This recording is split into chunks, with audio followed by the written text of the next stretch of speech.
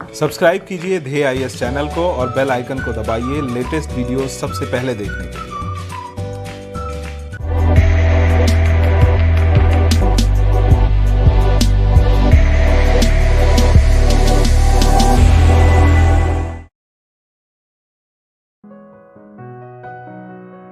बीते कुछ दिनों गोवा के 15 में से 10 कांग्रेस एमएलए पार्टी छोड़कर भारतीय जनता पार्टी में शामिल हुए हैं। वहीं तेलंगाना के 16 में से 12 कांग्रेस एमएलए तेलंगाना राष्ट्र समिति में शामिल हो गए हैं। पार्टी की अदला बदली कोई नई बात नहीं है।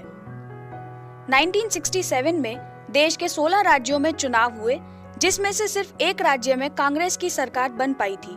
इसका सीधा कारण एमएलए थे, जिन्होंने उस समय कांग्रेस को छोड़कर दूसरी पार्टी ज्वाइन कर ली थी। विधानसभा के 1900 सदस्य और संसद के 142 सदस्यों ने उस साल पार्टी बदली थी। इनमें से हरियाणा के एक एमएलए गयाराम ने एक ही दिन में 3 बार पार्टी बदली थी। तभी से गयाराम आयाराम वाक्य दल बदलुओं के लिए इस्तेमाल होने लगा। लोकतांत्रिक प्रक्रिया के इस भटकाव के लिए 52वें संशोधन के अंतर्गत दल बदलुओं को पार्टी से निकालने के लिए एक कानून लागू किया गया।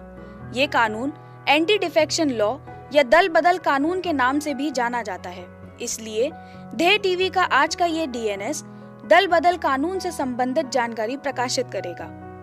1985 में संविधान की 10वीं सूची बनाई गई, जिसके अनुसार यदि सदन के सदस्यों में से कोई किसी विधायक के खिलाफ पार्टी को भंग करने की याचिका दायर करता है, तो पीठासीन अधिकारी यानी प्रिसाइडिंग ऑफिसर उस विधायक को अयोग्य घोषित कर सकता है। ये याचिका प्रस्तुत परिस्थितियों में दायर की जा सकती है।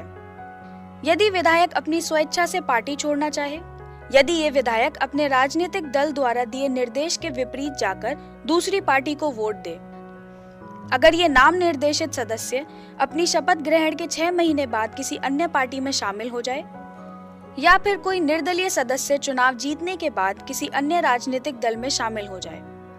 जहां दल बदल कानून के अंतर्गत कुछ परिस्थितियों में पार्टी छोड़ने पर सदस्य को अयोग्य घोषित करने का प्रावधान है, वहीं कुछ परिस्थितियां ऐसी भी हैं जहां दल बदलने पर सदस्य को अयोग्य घोषित नहीं किया जा सकता। यदि कोई पार्टी विभाजित हो जाए और उसके 1/3 सदस्य एक नया दल बना ले, तो इस स्थिति में दल बदल कानून लागू नहीं होगा। या किसी दल का एक सदस्य पीठासीन अधिकारी के रूप में चुना जाए, तब वे अपने कार्यकाल समाप्त होते ही अपनी पार्टी में दोबारा शामिल हो सकता है। शुरुआत में इस कानून के अनुसार अध्यक्ष का फैसला आखिरी होता था, जिस पर कोई भी न्यायालय सवाल नहीं उठा सकता।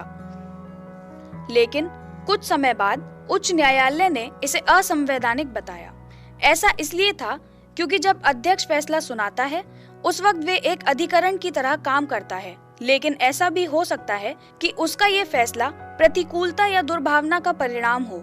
इसलिए अध्यक्ष को निर्णय लेने का तो अधिकार है, लेकिन उसके न्याय की समीक्षा की जा सकती है। ये समीक्षा हाई कोर्ट या सुप्रीम कोर्ट द्वारा की जाती है।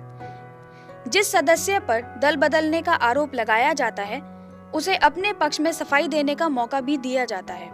अध्यक्ष तब तक सदस्य को अयोग्य घोषित नहीं कर सकता जब तक कोई शिकायत दर्ज न करे। इस शिकायत को दर्ज करने का समयकाल 15 दिन होता है।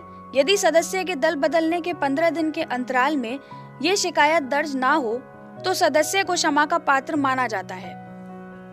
एक बार सदस्य अयोग्य घोषित हो जाए, उसके बाद वे किसी भी मंत्री पद पर काम नहीं कर सकता। इसी के साथ ये कोई भी चुनाव नहीं लड़ सकता। ये समयकाल representation of peoples act section 8 के अनुसार 6 साल का होता है। एंटी डिफेक्शन लॉ किन परिस्थितियों में लागू हो सकता है और किन परिस्थितियों में नहीं, ये तो सुनिश्चित है। इसके अलावा इस कानून के लाभ और हानि भी हैं। इस कानून से हुए लाभ कुछ इस तरह हैं। इस कानून की मदद से सरकार को पार्टियों में स्थिरता मिलती है। पार्टी के सदस्य अपनी निष्ठा पार्टी के प्रति बनाए रखते हैं। सदस्य न केवल अपनी पार्टी का समर्थन करते हैं, बल्कि पार्टी की नीतियों के साथ वफादार भी रहते हैं। इस तरह पार्टी में अनुशासन बना रहता है। लेकिन जहां इस कानून के लाभ हैं, वहां हानि भी है। ये कानून पार्टी के सदस्यों को पार्टी की नीतियों में असंतुष्टता बयान करने से रोकता है, जिससे सदस्य की स्वतंत्रता छिन जाती है। इस कानून ने राजनीतिक पार्टियों का हित तो किया है, लेकिन साथ ही एक बड़ा नुकसान भी दिया है।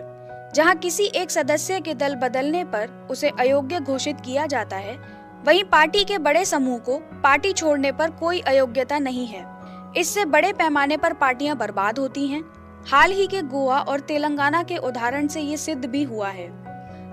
जहां ये कानून एक व्यक्ति के पार्टी छोड़ने पर सख्त कदम उठाता है, वहीं इस कानून में कुछ जरूरी सुधार आने चाहिए, जिससे आजकल हो रहे समूह के दल बदलने पर भी रोक लग सके।